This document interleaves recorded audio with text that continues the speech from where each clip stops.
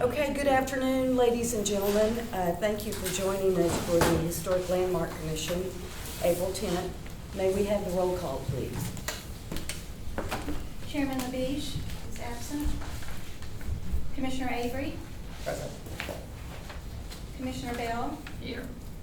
Commissioner Berube. Commissioner Crawford. Present. Commissioner Goodness. Here. Commissioner Javid. Commissioner Macon. Here. Commissioner Provo. Commissioner Segee. Here. Commissioner Templeton. Here. Thank you. Okay, thank you. And it's kind of an unusual situation today. So if everyone will speak up, that is the little black box, our only speaker. So we'll do our best. If you have any questions and you can't hear us, please just ask. Okay, so let's go with our regular meeting, PZ 2023-107. Oh wait, I'm sorry, let's back up. You've had an opportunity to read the minutes of the meeting. Are there any questions or motion? I'll make a motion that we approve the minutes of March 13th as written. I second. Okay, we have a motion to approve in a second. All in favor say aye. Aye. All opposed, no. Motion carries. Okay, now we're going to start with PC 2023-107. David Bradley is requesting permission to keep a hog wire fence installed at 694 Forest. The fence was constructed at 4.5 feet tall, and the construction and placement of the fence does not appear to obstruct the view of the structure. The home, being a recorded Texas landmark and listed on the National Registry of Historic Places, built in 1899 for city councilman and prominent local businessman Holmes Duke. The structure is listed in 1977 and 1989 spare Beaumont survey. It lists as the Beaumont's best example of a small Queen Anne house and one of the few surviving from the pre-spindletop era. Staff recommends approval of the request. And I have a PowerPoint. This one's going to be a little difficult because it's behind you. We are working on printed copies. I do apologize for the No delay in problem. that. Thank you. This is the structure for all to see with the historic landmark siding out front. This is from the intersection. So you can see that the hog wire continues down the side of the structure through the front. And then this is from the closed off roadway at the end, so from other structures view. Okay, is the applicant in the audience? Yes, sir. Would you like to add anything to this already presented? Well, I've come to one conclusion working on the house, that there are only two types of homes in Beaumont. There are those with termites and those that are gonna have termites. And yours has? Oh, God. We understand. The home, I've driven past it for 30 years and always admired it, but in the last decade, a little bit longer than that, the fellow that moved in, used to be Paul Shagwas, and he had his offices in it. And he sold it to a gentleman out of Hawaii who bought it sight unseen and moved in. And he was in poor health from day one. And the property got overgrown. Y'all have all seen the house, you've driven past it. A tree fell on it and didn't get removed, and it grew over. And the termites got into it and have pretty much, they would not eat the cypress siding, they wouldn't eat the mahogany or the teak, but they sure ate the pine floors. And you could not walk in the building, it was not safe. And the city was very generous and contacted the owners. The gentleman died in the home, and it took a couple of months for the funeral home to find some relatives, and they came down from Canada, and they went and visited with the city and said, what do we do with the house? Well, they were on the verge of condemning it as an unsafe structure. And so they referred the family to me, and we negotiated a purchase, and it's been fun. Okay, thank you. Any questions of Mr. Bradley? How long has the fence been in? That's been up a month or two. And I got the design, I did not realize until someone on the Jefferson County Historic Society or something made a visit while the guys were building the fence. The old fence was an iron fence that had rotted out. It was not serviceable. And the city sent down at their request, building inspectors was gonna do a stop work order on it, and I kinda looked at it, he said, well, it's in a historic district. I said, no, the historic district is on the other side of the street. And so then we went back and forth and did some research and found out that in 19, whenever the city, 60s, it was the yeah, in order to get a designation from the state and the national, the city actually did a cultural landmark designation for that home and then a home across the street. And so it's kind of, it's just those two properties.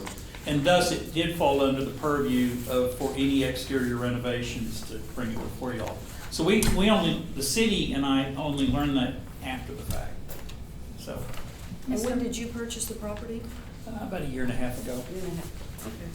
We've been grading. You've really cleaned it up because you. We've been cleaning it up for a year, just to get the lot cleared. We discovered we also picked up the 75-foot behind the existing fence line, so it grew. Yeah, that's great. And then I worked successfully with the city in getting the alleyways on both sides, my neighbor and that one, and then on a subsequent block, and the street closed.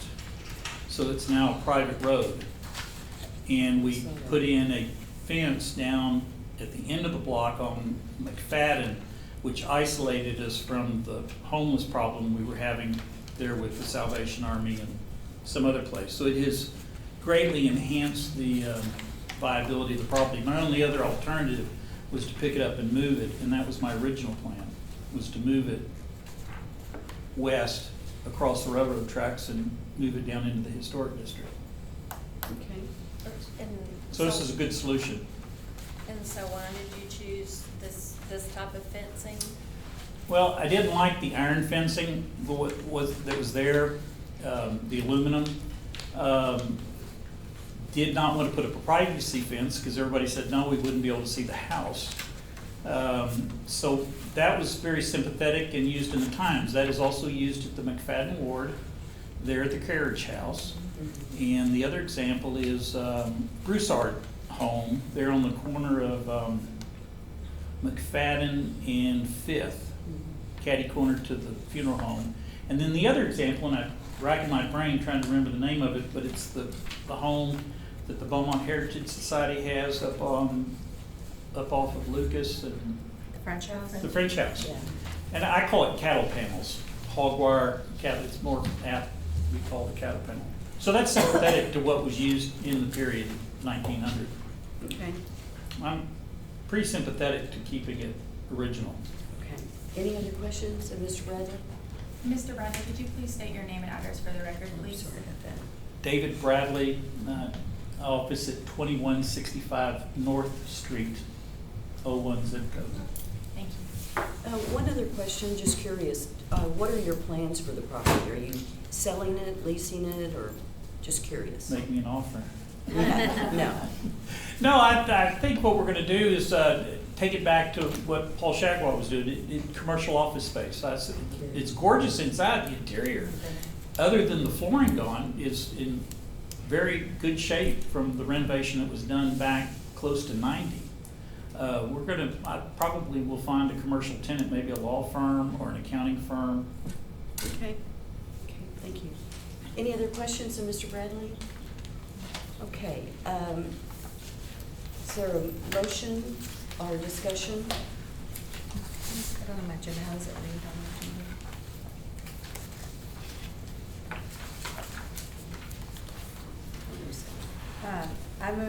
I recommend approval for PC 2023-107.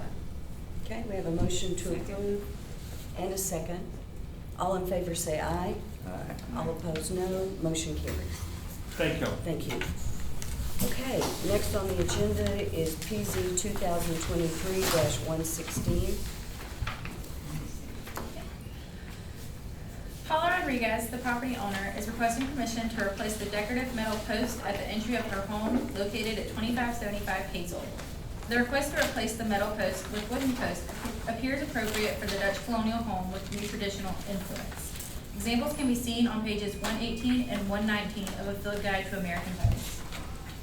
The property is listed in the 1991 spare, stating that the house was built circa 1930 and listed as a common home built in the 1930s in Beaumont. Staff recommends approval of the request with the following conditions. 1, the post be painted to match the structure.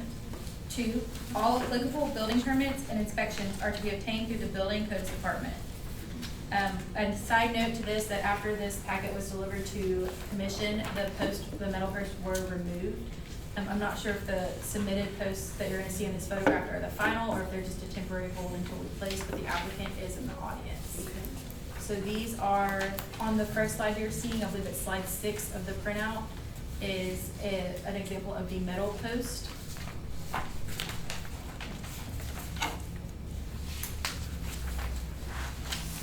Followed by the wooden posts that are currently there. Thank you. Any questions of staff? Okay, is the applicant in the audience? Yes, ma'am. If you'll come forward, please, and state your name and address. And the little speaker's right there, if you don't mind standing Okay. close by. I'm Paula Rodriguez I'm sorry, yeah. at 2575 Hazel, Beaumont, Texas, Okay. 77702.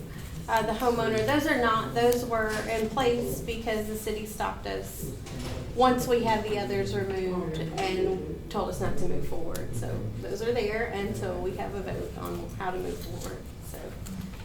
But the others were rusted. They were not doing anything for support or anything, so we need to replace them. Do you plan to replace them with something similar to what was there prior? Well, we have the wooden post. If the metal post, I mean, we can look for them. I haven't looked for them. I'm not sure what's available now, but we need something in place, so just waiting to hear. I know that if Mr. Labiche were present, then he would tell you there are historic salvage places that you can go to. There are some right here in town. We can give you some information. Maybe they can give you, I mean, BAW Resell is one. There's some other metal things, and they have plenty of these that they salvage from when homes are being torn down. So Okay, I know that's what he would normally recommend. okay. Okay, any questions of the applicant? Are the posts working? These? Yeah. I mean, it hasn't fallen yet. But these are just temporary. They're just They're yeah. not the They're just 6 by support. 6. Right, that's not These the are not the 6 by plan. 6. Right. It's just something not. Right. Because I can Because see in there's your nothing photo where they are rusted down in the bottom. You can see. it. Yes, Yeah, so- yes. But yeah, you can get replacements for this Right. easy. Okay, any other questions? Thank you. Okay, is there a motion or discussion regarding 116? Make a motion we approve 22023-116 As recommended by With the the following staff. conditions. with the following conditions that the homeowner use some of the local places to find those replacements. Second. I would just like to clarify, staff's recommendation was approval for the wooden post, so I guess we need clarification. Is that what you're? That for the, Wooden. no. for the That, metal. yeah, that was my clarification. Our recommendation was approval to replace with wooden posts with the condition that they paint to match and that they get all the necessary permits. Back me up. Okay, so this one is for the wooden posts. Do you want wooden posts? That's what we currently have, and that was the plan. Yes, sir. That was the application we submitted. And I do have one more question. On the wooden post, was there intent to put any type of molding or caps on the top or the bottom of those posts? Not that I'm aware of. Looks like 30s. Okay, so your recommendation is approval of wooden posts? No. Okay, It's approval of certain, the salvage yards that we have to find the metal posts. So that would be that would be denying their request, because their request is to replace with wooden. I make a motion that we deny the request for 23-116. okay, we've got a motion to deny. Is there a second? A second. And a second. All in favor to deny 116, say aye. Aye. Any opposed? Aye. Okay, we have one. And the motion is denied. Okay, let's go to file PC 2023-118.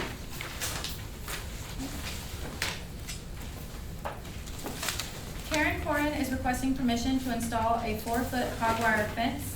The fence will enclose the vacant property in conjunction with their rear yard. The fence will tie into the existing fence at the structure and not extend in front of the home. The structure is listed in the 1991 spare, stating the structure was built circa 1939 and is listed as a common home built in the 1930s. Staff recommends approval of the request. So in your packet, the first thing you're going to see, this is the main structure of the applicant. The next you're gonna see is the vacant lot that they've actually acquired and they intend to fence in. The hog wire fence will tie to the existing fence that you can semi-see in front of the blue car.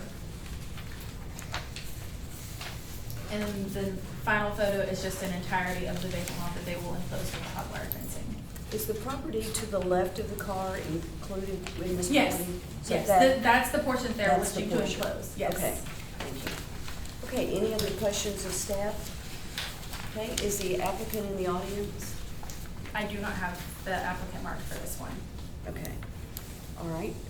Is there a discussion or a motion? I make a motion that we approve PZ 2023-132. Okay, we have a motion to approve. Is there a second? Second. Okay, all in favor say aye. Aye. All opposed, no. Motion carries. Okay, let's go to file PC 2023-132.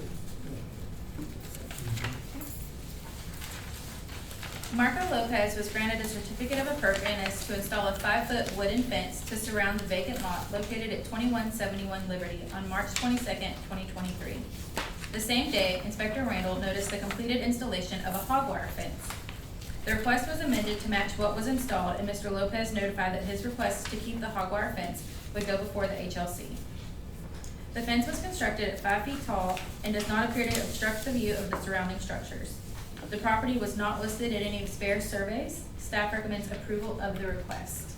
So just to clarify, he had received a certificate of appropriateness, but we were under the impression it would be for a solid 5-foot fence. Since that is not what was installed, it was brought before y'all for the change. Okay. The first picture in your packet is gonna be just the frontage view of the vacant lot with the fencing. The next view is the intersection when you're stopped on Liberty looking down. And then the final view is from the side street, again, just with fencing. Okay, thank you. Any questions of staff? Okay, is the applicant in the audience? Yes. Yes, sir. If you'll let us know your name and address, please. It's my name is Marco. Can you come on up a little bit? You Yeah, just but have a seat right there. I don't speak English very good, but I have my friend with short for me. Okay, Yeah, I and was what gonna is say- your address, sir? It's 2165 Liberty. Okay, thank you. And my name is Marco Lopez. Thank you, Mr. Lopez. So I make an application for the fence. Okay, Señor López, yo hablo español. ¿Habla español? Sí. Ah, ok. Pues yo saqué el permiso para la fence, me lo dieron, no especifiqué cómo la iba a hacer, pero después llegó el inspector y me dijo que había algo porque era histórico. Pues yo sé que es histórico porque la casa que está enseguida es mía también. Y yo quiero tumbar esa cerca que se mira allá adentro, porque quiero que se mire abierto todo, que no obstruya ni lo histórico, ni obstruya mi casa. So he said that whenever he got the designation in the beginning, that he didn't realize that it was specified for basalt. And then he wants to, that's what he's saying. Okay, so I guess First at the thing. counter, there was just a miscommunication about how it was gonna be installed, Yeah. but, And either way, they- the hog wire would have to come before y'all for approval. Yeah, and then he's happy about having the historic properties around there, and he wants to keep up the historic district, and he'll keep it nice. okay. Any questions of the applicant? Okay, thank you, sir. Okay, is there a discussion or a motion?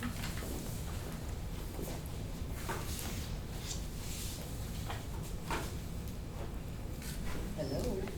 Okay, I make a motion motion that we approve PZ 2023-132. Okay, we have a motion to approve. Is there a second? I second it. Okay, all in favor say aye. Aye. All opposed, no, and the motion is approved. Thank you. Okay, file PZ 2023-137. Keeps it clean. Parece muy bien. Limpio. Sí.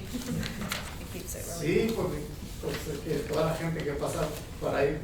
He said he has to keep it clean because he's on a busy intersection. He wants everybody that drives by to see that his yard is clean. Yeah, good. Toda la gente que pasa dice que se mira bonito, Big guns. Oh, yeah. pero yo les comenté que pues tal vez la ciudad pues iba a tener algo. It's okay. Okay, Yeah. thank you. No, no va a Gracias. hacer eso, no. Okay, let's move on to file 137. All right. City of Beaumont, in conjunction with Magnolia Cemetery and the Jefferson County Historical Commission, are requesting to relocate the World War I monument currently located in a city right-of-way to the entry of Magnolia Cemetery located at 2290 Pine. Magnolia Cemetery has served the city of Beaumont for over 120 years, thanks to William McFadden, who deeded 2 acres of his land to the town of Beaumont in 1876 to be used as burial grounds for the citizens. The monument would be placed within the entry of the cemetery, providing a visual presence and accessibility that the monument currently lacks, being located in a city right-of-way. With the understanding that over 200,000 Texans served during World War I, housing the monument where many veterans of that war are laid to rest seems appropriate. Staff recommends approval of the request. In your packets, you will see a copy of the 2017 Texas Historical Commission medallion. It is a special World War I edition of their publication through the Texas Historical Commission. This is something specified through Governor Abbott, who provided multiple monuments throughout the state of Texas, and most of their locations are within cemeteries. In order to establish visitations to those cemeteries, so that those monuments could be seen and those veterans memorialized. In the PowerPoint presentation packet, you'll see the current intersection of the monument on Main Street at Mulberry, where there's not necessarily parking for it. You'd have to find parking either at the Fire Museum or at Crockett Street and walk over to the museum, or walk over to the monument. And then the next slide is going to be a more up-close view. It's very hard to read the monument throughout the picture, so I do apologize for that. This is the entry to Magnolia Cemetery. When you drive in, this is the view that you see. And then the final is the proposed location of the monument to be installed in front of the American flag. What's on the other side? What's the other? It's a historical dedication, I believe, in honor of William McFadden. Okay. Okay, are there any questions of staff? Okay, and, Wait. yeah, go ahead. So was there ever any consideration given to any other location other than the cemetery? How did This the was cemetery- something brought to us by the Texas Historical Commission and the cemetery itself. It's not something the city proposed. But because it is a historic situation, it has to come before you for review. It was actually the Jefferson County Historical I'm sorry, Commission, not the Jefferson. Texas Historical Commission. Okay, Yeah, sorry. our commission, we established a committee to review this. We have a number of our commission members here today to speak on that. They've been doing extensive research on all of the World War I soldiers that died, that were from Beaumont, that are, that aren't necessarily all enumerated on this monument, but we've been doing extensive research, and we want to call attention to the servicemen and women that died, and put this monument in a location where it can be accessed and seen better. Right now, no one even knows it's there in that kind of corner triangle park spot that's right next to Main Street. There's no parking there. Our thought from the commission was that the majority of the service members that died are buried at Magnolia and or Evergreen, which is right down from Magnolia Cemetery. So with our partnership with Magnolia Cemetery, which is one of our most historic cemeteries, that's how this idea came forward, to put the monument in a location where the citizens could learn more about it, know, the important sacrifice that was made by these service members, and call attention to the monument. Easier access. Yes. So it's the Texas Historical?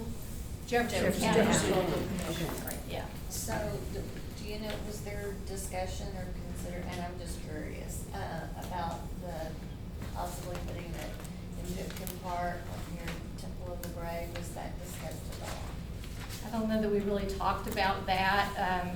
Again, there's not a lot of parking there either at Pipkin Park, but this is what, this is our idea of what to do. There could be other ideas, and I certainly want to call for the members of our commission have done the most work on the research, and Kelly Manus from Magnolia, and ask them to give you some more information about the research that was done and why we think this is a good idea. Okay, thank you.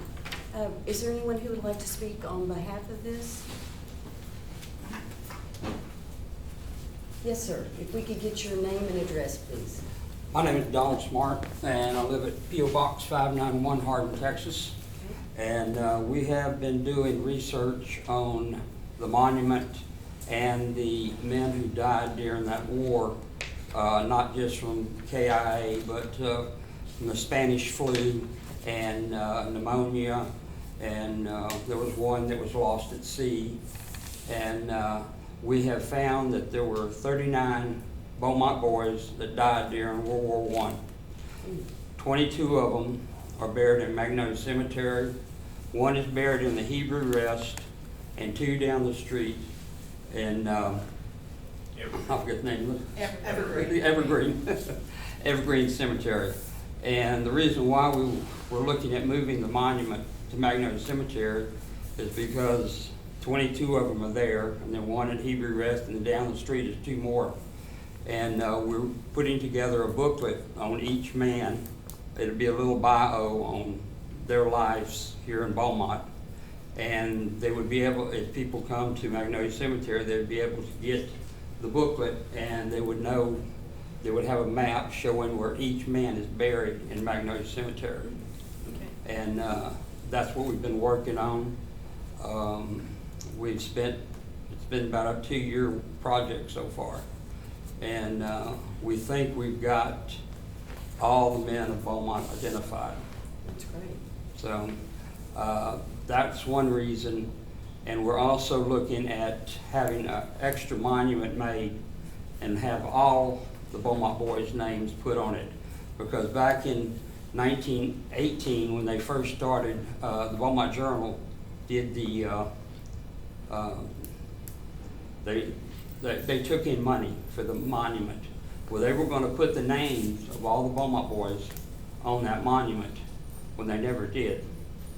And there's been other research since then, and because of a lot of records have been lost and everything like this, I believe that's the reason why it was never done. But I think it's time to honor these men, and so people can know who gave their lives during that war instead of being forgotten. And that's one of the reasons why we would like to see it in Magnolia, and that way it would honor these men that are laying there at Magnolia Cemetery. Okay, great, thank you. Thank you. Is there anyone else who would like to speak? Yes, sir.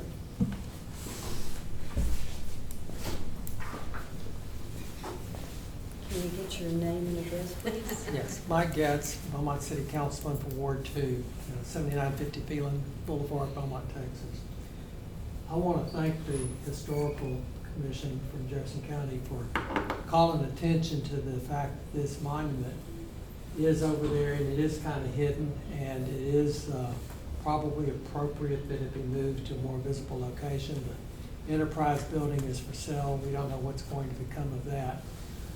But what I'd like to call to the attention of this board is the fact that in Pipkin Park, there is currently a building called Temple to the Brave that was built at the conclusion of World War I to be a monument to these very same soldiers that lost their lives.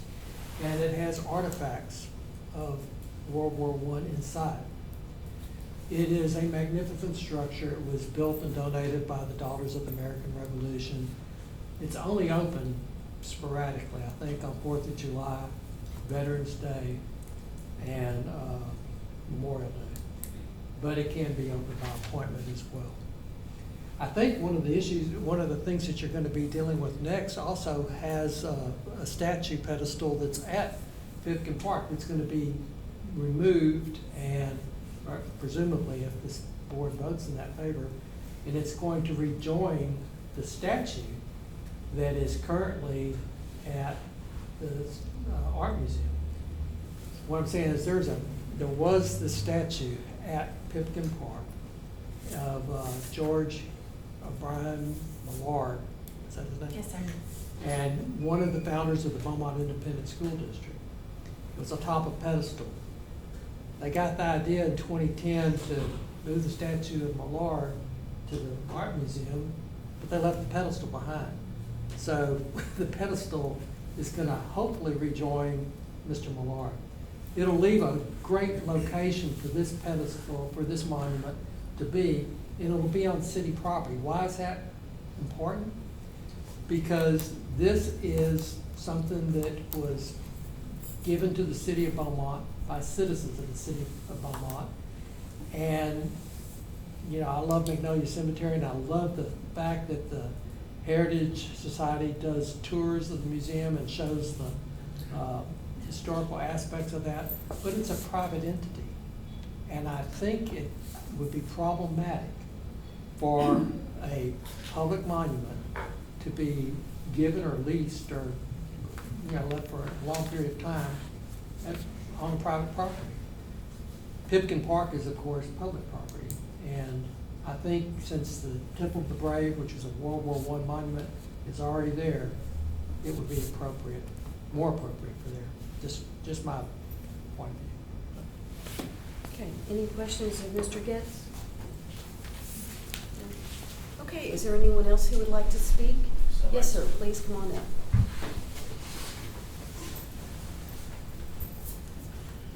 My name is Bruce Hamilton. I am a private citizen.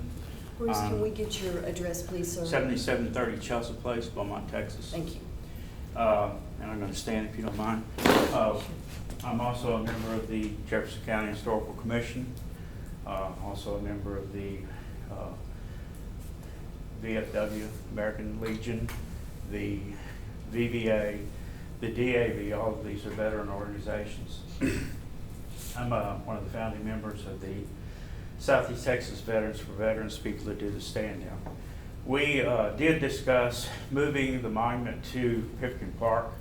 That was seriously considered, but for two reasons, and I was convinced, is that the Pipkin Park already has the Temple to the Brave, and I believe that this monument would be less impressive there, and also the fact that most of these veterans are they're in Magnolia Cemetery and down the street.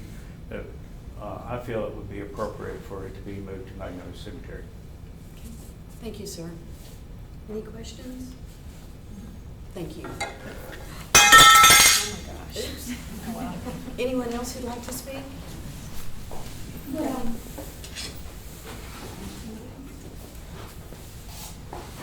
Thank you. Your name and address, please. My name is Kelly Manus, 25 Bell Chase Gardens, Beaumont, Texas. I am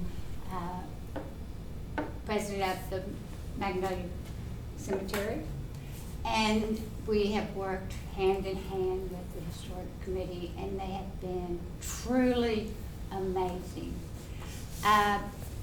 It is kind of strange that nobody knew that we had this monument until, 2 months ago? I think we came and visited with Mr. Boone and the city manager, and they said, what monument? Because you couldn't find that monument. It was totally covered in, what is that stuff? Asiatic jasmine. Yeah, got it. And so nobody knew anything about it. And these men have spent hours searching and getting the history and the stories about these men. And I don't really consider us private. Magnolia has one of the oldest cemeteries in this area. We're probably the least expensive. We maintain 75 acres. I have men that work there every day to make sure that it is a place that people can come and worship, as they do, and say their stories and let us know. And when you think about war, but especially for an 18-year-old that leaves and nobody knows anything about this monument for years. I'm not talking about yesterday. I'm talking about, well, probably since the Enterprise was there. It was moved maybe, how many years ago was it moved? 15 or something, one of the parts. Anyway, it just needs to come someplace that will be taken care of. And this one will be open. It's open 7 days a week. We have staff there. We do tours. It's where it belongs. And we will make sure that we plan on getting the ledger with the men's names on it and their birth dates. And I think that Magnolia is where we say the history lives. Well, let's bring these boys home. Will that ledger be on the back side of the monument or in addition to? No, I think we're gonna talk to, we've got some architects looking at it. It's gonna go in front of the flagpole. We probably will move the one behind it to another place, and we can put the names of the boys on a separate one. Because of the age of that stone, we don't wanna touch it. Compromise. Mhm. But we'll landscape it, thinking about maybe putting some curbing there. That's not a real good picture of it, but it's a lot better. Y'all need to come out and see what we do. It's a great one. Thank you. I would like to clarify for y'all before you go a bunch of your discussion. This is just y'all's recommendations. After this meeting, it does have to go before city council, so it is not rest upon your shoulders. Okay. Okay. Is there anyone else in the audience who would like to speak?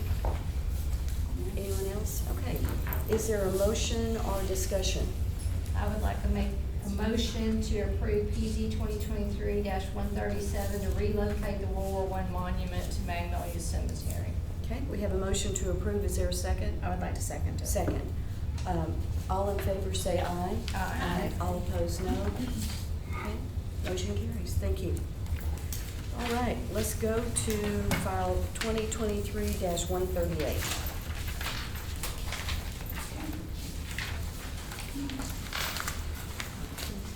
Jennifer Stimmel, on behalf of the property owner, is requesting permission to replace 20 windows on the Wise House located at 615 North 5th Street. There are two requests here. The first is either to remove the grids from the second story. If this is not favorable, then they have submitted a second request to match the grids on the first floor. The home is categorized as a prairie-style home, and examples can be seen in a field guide to American houses, pages 444 through 451. While the request to remove the grids entirely seems inappropriate, matching the first floor does seem appropriate for this style home. The home is listed in the 1990 Spare Survey, stating that the structure was built circa 1912 as the only example of a prairie-style architecture in Beaumont, built originally for Harry Wise, the founder of Humboldt Oil and Refineries, now known as Exxon Corporation. Staff recommends approving the request to match the first floor grids with the following conditions. Shall obtain all necessary permits through the Building Codes Department. Any replacements of trim shall match existing color scheme of the structure. So as you can see on your first picture in your packet, there's a number of different style grids on the second floor. If you look towards the center and then the very upper half of the second story, those windows are already have matching grids to what is on the first floor. Where it's the smaller 8/1s. The singular picture of the window is the first floor grids to which they are asking to match on the second. And then the last photo of this structure are the grids that they are wishing to remove and replace with the ones to match the first floor. There's a lot of moving parts on this one, I do apologize. So it's mainly these two windows and the singular side window that you saw that had the multitude of grids. They're not proposing to change the size or the style of the windows, simply the grid pattern. They're asking to match the grid pattern to the first. So for this large bay window, it would have the singular line across and then the smaller all the way up to match the first floor. And have they already secured the windows? Because a lot of times we have a problem, people come on before us and they say they're going to match it, and then they say, oh, I can't find it. They have provided that they can match the grid for the second story. They have not purchased the windows as of yet because they are waiting for this board's decision. And I do not have the applicant marked as present. Okay, any questions of staff? Okay, applicant's not here? No, ma'am. Okay, is there a discussion or a motion? I make a motion that we approve PZ 2023-138 pending the staff recommendation that the grids conform to, on the second floor, conform to the grids on the first floor. And the two conditions? Under the two conditions, Okay. yes. Okay, we have a motion to approve in a second. I'm sorry. Is there a second? Thank you. All in favor say aye. Aye. All opposed, no. Motion carries. Okay. I'm sorry, who seconded the motion? Siggy. All right, file PC 2023-158. This is a long one. Yes. Please bear with me. The family of George O'Brien Millard with the Jefferson County Historical Commission are seeking support in an application for a state historical marker, as the city of Beaumont is the property owner of where the statue currently sits at the corner of Bowie and Pearl Street, also known as 500 Main. Mr. Millard was once listed in the Beaumont Enterprise as the most beloved man in Beaumont, a dedicated member of the First Methodist Church, serving 2 terms as a city alderman for the city of Beaumont. His retirement was spent advocating for the improvements to the public school system. The statue, cast in bronze, was crafted by Pompeo Capini in 1912, just 2 years after Mr. Millard's untimely death. The 7-foot-tall statue was unveiled in front of Millard Elementary. In 1964, the statue was moved to Pipkin Park due to the proximity to the old Millard family home. The move was underwritten by the Junior League of Beaumont and rededicated May 28, 1964. In 1999, the Texas Historical Commission announced that the statue was in desperate need of restoration, and an art restoration group cleaned and made small repairs to the statue. In 2010, artist Ron Petit suggested moving the statue to its new location at the Art Museum of Southeast Texas. Once moved, Petit fully restored the statue. The original base, which reads, "Good deeds are never lost, and he who through his services sowed faithfulness, courtesy, and kindness, reaped honor, friendship, and love," still remains in Pipkin Park today. Staff recommends approval of the request, and I have photos for you. So the first is the view at the corner of Bowie and Pearl, where you just see the statue. The second is a closer view of the statue, with the third being a detail where you can see his hand in his pocket. He's wearing a 3-piece suit with a trench coat, lovely mustache. And then the third is a before and, the final is a before and after of the 2010 restoration, after the move to the Art Museum of Southeast Texas. Great mustache. Okay, is there any questions of staff? And I have a question. Yes. Yes, ma'am. So the base that's at the art museum now, in this photo, It is an original portion of the granite base. that's what my question, I mean, it looks the same, I just didn't know. There is a much larger, so this statue itself only stands 6 feet maybe. There's a large portion of the base that still remains at Pipkin Park with the original inscription. The family is in discussion of what to do, if anything, with said base, from my understanding. We have asked to have it moved, but we're in this meeting for the marker because there's a ticking time clock on the marker dedication application deadline. So That the will come base back can be at a dealt later with at another time, but Yeah. we need to get the okay if we're allowed to put a marker there to do the application. So again, this one will end with going to city council, however, because of the deadline. The request before you today is strictly for the placement of the state historical marker on city property. Okay. Yes, sir. I have spoken to the family, and it is their desire to move the base, so I think that at some point in time, that will happen in the future. I also want to just express that the person that was the sculptor of this monument was the same person that did the sculpture of the cenotaph outside Delaware. It's impressive. Okay, is there any questions of staff? Okay, I have a question. yes. How does the art museum, director and committee, how do they feel about this? They So- want it, they're for it? The city actually owns the property where the art understand. museum is on. Yeah. It hasn't been brought to them from my understanding yet, as the first request is through you, as the city owns the property. So this is a recommendation? Yes, Correct. ours is a recommendation and it'll be brought before city council. Okay. Okay, is there a discussion or a motion?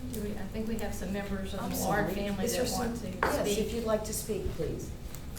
Well, May I get your name and yes. address, please? My name is Jennifer Trinbeth, Thank and you, my Jennifer. address is 2020 Chevy Chase Lane here in Beaumont.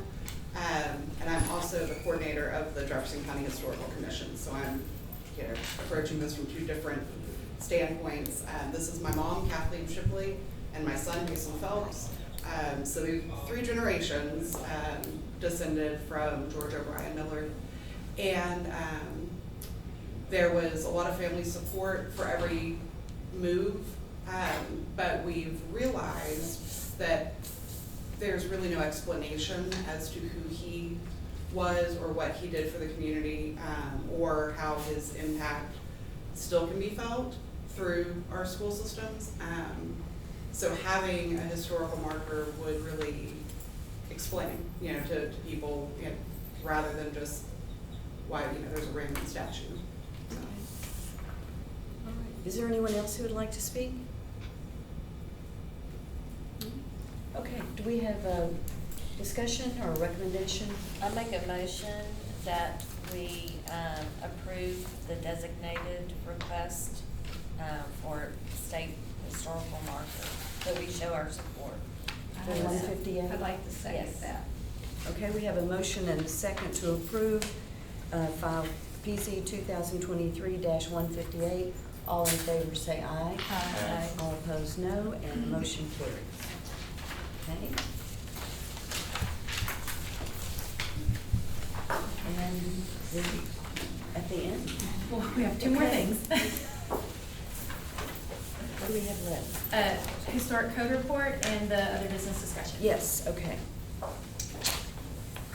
Ms. Randall is out today, so I'll be delivering her historic code report. Okay. For the month of March, she had 13 new historic violations, 2 historic re-inspections, 1 new junk motor vehicle violation, 2 junk motor vehicle re-inspections, 1 junk motor vehicle tag for removal, 6 new litter violations, 19 litter re-inspections, 51 new weed violations, 37 weed re-inspections,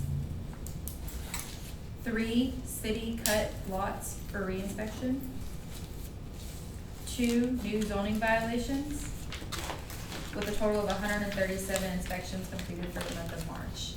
Are there any code concerns that y'all have that you would like to see her address at this time? Or any questions that I can pass along? No. Lastly, on the agenda is a discussion regarding administrative reviews for hog wire fencing. As you've seen today, they are becoming increasingly popular throughout not only the district, but the city of Beaumont. These requests were just 3 this month. In the past, we've brought 4 or 5 before you before. As some had stated, the argument is that they are as common as located at McFadden Ward House. So the discussion before you today is, would you like to remain to review these applications individually? Or would you like to have a process where staff can review them administratively and any extenuating circumstances be brought before you with them? Since we've had so many come before us, I'm gonna recommend that we let staff approve that. Is that the general? Because we've been approving every single one, correct? I agree with that. That way it'll just cut down on our time. Since we've approved all of them, I mean, it would be consistent. Yeah. Right. To, you know, to have a consistent process makes sense to me. And I think y'all can certainly review those unless there's something very out of the ordinary. Would we be comfortable putting anything like what we saw today, a 4-foot hog wire fence that's not going to obstruct a view or anything like that? Staff can review administratively, and anything kind of extenuating outside of that, bring before the commission for Yes. decision. Yeah, and if we could maybe have a. Yeah, I mean, all of these today, we didn't really discuss if they were gonna paint them or leave them. Yeah, that's what I was gonna say, we could have a subcommittee, maybe we could meet to say what the recommendations would be, because it's great that they're improving their property, you know, like the gentleman here that said how he gets so many comments on how nice his yard is kept.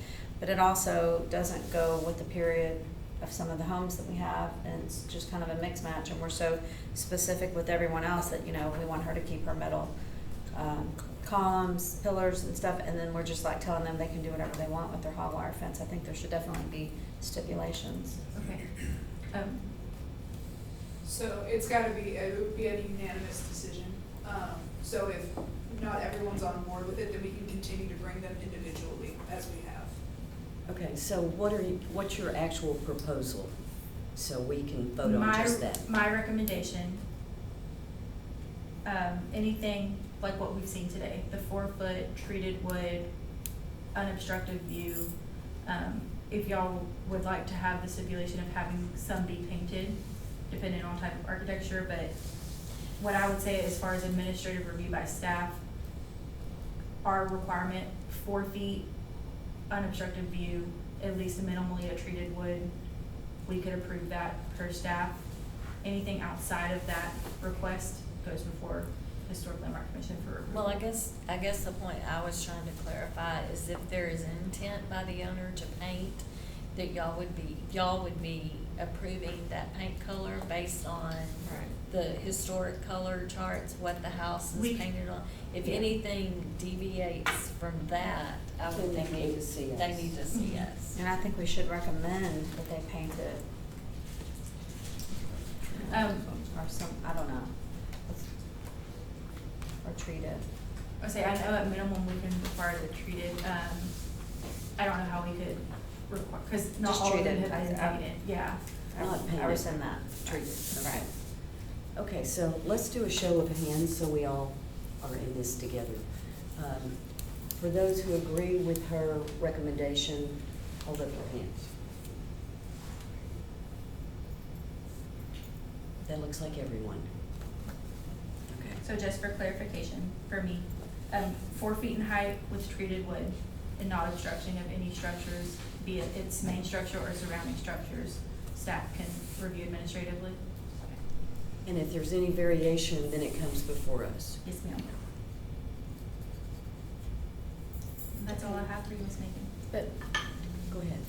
I just want to add, kind of with this subject, but what I bring up at every meeting. And Mike, I'm glad you're here, and Chris, I'm glad you're here for this. We're constantly voting on things after they happen. These fences were already put up, and then we're having to say, well, okay, I guess you can keep them. We have got to get something, and I strongly feel like the city should pay for it. I've said this before, and our Oaks Historic Association has agreed to pay a portion of it.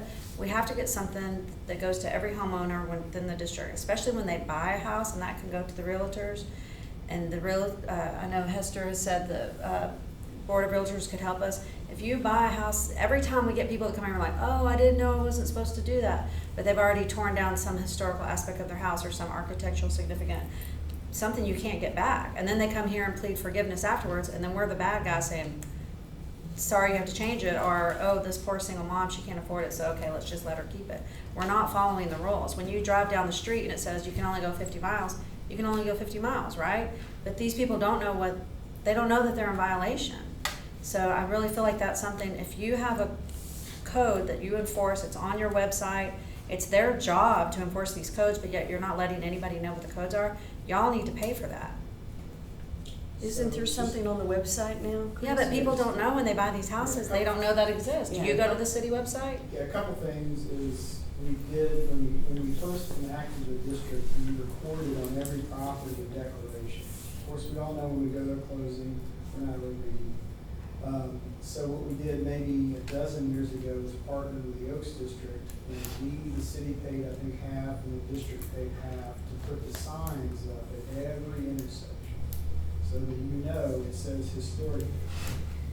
But to that point, I think staff has been working on maybe some flyers or handouts, which we certainly can get printed up and ask, you know, the local real estate agents to share, you know, whenever they can. But And the Historic Association. the argument that they don't know is you know, but to that point, we can't. I think That we are happens at working every on some- meeting, don't y'all agree? I mean, they come up here and say, we didn't know we lived in a historic district. Yeah, our real estate agent I didn't do tell want us to that. add to that though, there are some times where we have spoken to them multiple times, they will tell you. I understand. But it is a problem, what you're bringing up, it is a problem, but I won't say that it's a consistent problem with every single individual that comes up, just because there are contractors that are aware and we have been in communication with them, but they choose to. They choose to ignore it, and I understand that. We had that one guy that owns multiple houses, and he Right. came before, and we're like, we told you last time, and he rents out a bunch of houses. I will say, every time I visit with a citizen at the counter regarding the historic district, if I've never seen them before, they leave with a copy of the ordinance. And I try to make that a priority, and we have, Paige has been a great help, she's back here with our IT department, and getting our historic site up and running. I'm sure if y'all watched that link that we sent out, that is the historic site, and she's done a great job at facilitating that. A big problem we do have, you know, like Demi said, some people say they don't know, while others, they were informed and they did know. They just chose to go the opposite route, and which, when we do our processes, you know, Shay will send out, hey, you're in a notice of violation, you have so long to correct it. They put in their application, we have to take them to the board. It's the due process of it, unfortunately. Paige, do we have anything on the historic district through y'all's office communications? I know we were in talks of making some flyers and kind of for door-to-door type. And we volunteered, our board volunteered to hand them out. We Yeah. said if y'all would print them, we would put them door to door. We can definitely do that, and hangers. And the other thing is, you know, we do get, you know, renters that come in and they don't know they can't park in the front yard. So that's a good opportunity to say, hey, you can't park in the front yard, by the way, there's also some other rules. But they're doing a great job with communications, so they have a long list that's being added to all the time. But that may be something we can also ask them to do, is a video, like a short, brief video about, hey, you live in the historic district. And that could be something not only we put on our website, but realtors could add theirs. So a lot of options. The argument that I don't know is defeated by the fact that it's recorded in the deed, because that's constructive notice. And so, you know, they might not have actual notice, but they have constructive notice, which is enough, so. Okay, do we have anything else? Anyone? Okay, our meeting's adjourned. Thank you all very much.